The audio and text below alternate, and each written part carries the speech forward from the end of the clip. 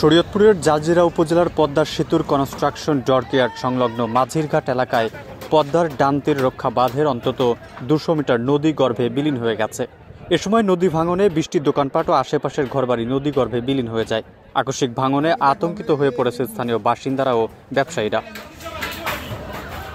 পানি উন্নয়ন বোর্ড ও স্থানীয় সূত্রে জানা গেছে 2010-11 অর্থ বছরে 110 কোটি টাকা ব্যয়ে জাজিরার পদ্মা সেতু ল্যান্ডিং পয়েন্ট থেকে মাঝিরঘাট হয়ে পূর্ব নাওডোবা আলমখার কান্দি 0 পয়েন্ট পর্যন্ত 2 কিলোমিটার ভাটিতে পদ্মা সেতু প্রকল্পের কনস্ট্রাকশন ইয়ার্ড বাঁধ নির্মাণ করে সেতু কর্তৃপক্ষ।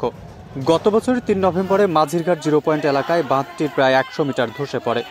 এবছর বাঁধটির সংস্কারের দায়িত্ব দেওয়া হয় পানি উন্নয়ন বোর্ডকে। 2,87,00,000 টাকা ব্যয়ে ওই স্থানে বালু ভর্তি জিওব্যাগ ও সিসি ব্লক ফেলার কাজ শুরু করে পানি উন্নয়ন বোর্ড। এর আগে ঈদুল আজহার দিন ভোরে সংস্কার করা বাঁধের 100 মিটার অংশ সহ পাশের আরও একটি স্থানে ভাঙন শুরু হয়। তখন একদিনের মধ্যে বাঁধের 250 মিটার অংশ নদীর পানিতে তলিয়ে যায়।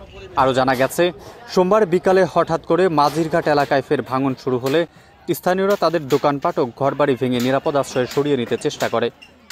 স্থানীয়রা জানান, নদী ভাঙনে ব্যবসা প্রতিষ্ঠান ও বসত বাড়ি মিলে বৃষ্টি স্থাপনা নদী গর্ভে চলে গেছে।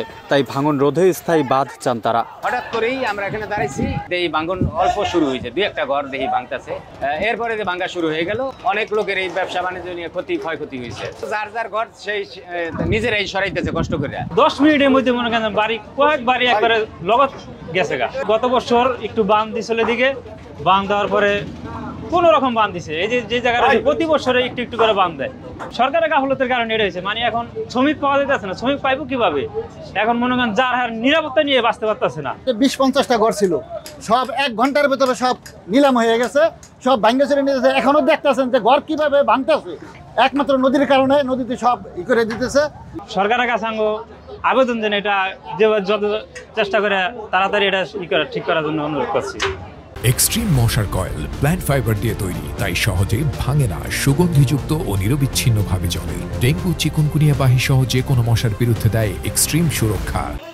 ক্ষতিগ্রস্তদের তালিকা করে টিন ও আর্থিক সাহায্য প্রদানের ব্যবস্থা করা হবে বলে জানিয়েছেন জেলা প্রশাসক। ভাঙন ক্ষতিগ্রস্ত যারা আছে তাদের মধ্যে আপনার গতকাল রাতেই শুকনো খাবার বিতরণ করা হয়েছে 30টা পরিবারের মধ্যে। এবং এখানে আমাদের এই ভাঙন রোধের জন্য মানে একেবারে ব্যবস্থা হিসেবে 150 ব্যাগ জিও ব্যাগ এখানে স্থাপন করা ফেলা হয়েছে এবং আরও 400 ব্যাগ প্রস্তুত হয়েছে এবং আরও প্রস্তুত করা হচ্ছে। আরও ক্ষতিগ্রস্ত যারা তাদের মাঝে মানে টিন এবং যে টিনের সঙ্গে আর্থিক সাহায্য প্রদানের ব্যবস্থা নেওয়া হয়েছে। আমরা এখনই তাদের তালিকা প্রস্তুত করা হচ্ছে।